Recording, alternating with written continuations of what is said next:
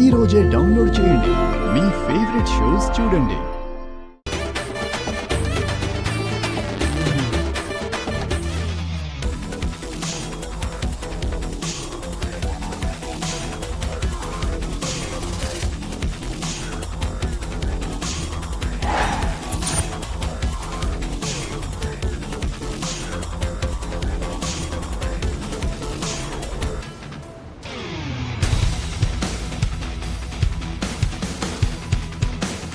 అప్పుడే బయటకు వచ్చాడేంటి?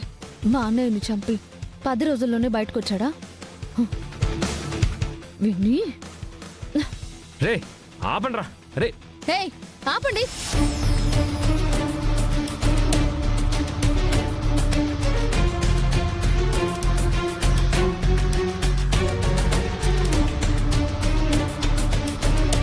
ఏం ఘనకార్యం సాధించాడనరా? దండలేసి డబ్బులు కొట్టి మరీ సంబరాలు చేసుకుంటున్నారు.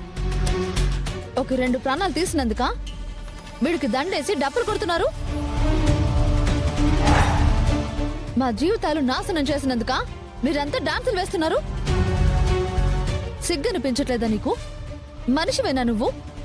2 ప్రాణాలు తీసావు, 2 కుటుంబాలని అనాథల్ని చేశావు.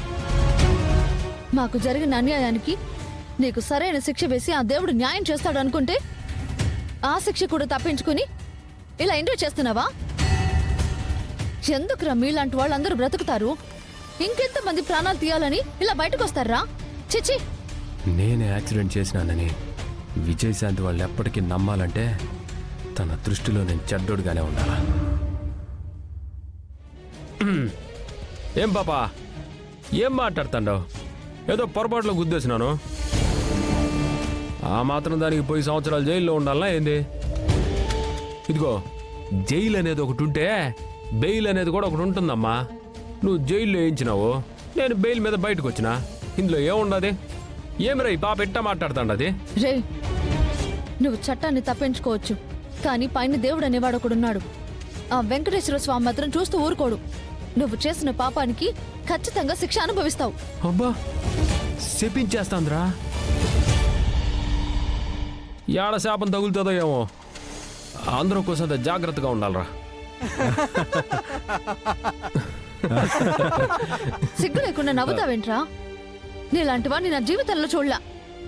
నా కర్మ కొద్దీ ఇటు సవారికి వచ్చాను చూడు, తప్పు నాది. చిచి, బాయ్. ఏమిరా నువ్వు? మీ అమ్మ ప్రేమతో ఇచ్చిన గొలుసమ్మి మరి ఆ పాపకు ఆటో ఇప్పించి హెల్ప్ చేసినావు. అది విడిచిపెట్టి ఆ పాపతో అట్లా మాట్లాడుతా ఉండవు. రే, ఆ పాపతో అట్టదా మాట్లాడాలా? ఆటో ఇప్పించినానని గానీ ఆ పాపకి సాయం చేసినానని గానీ ఎప్పుడు ఎవరికి తెలియకూడదు.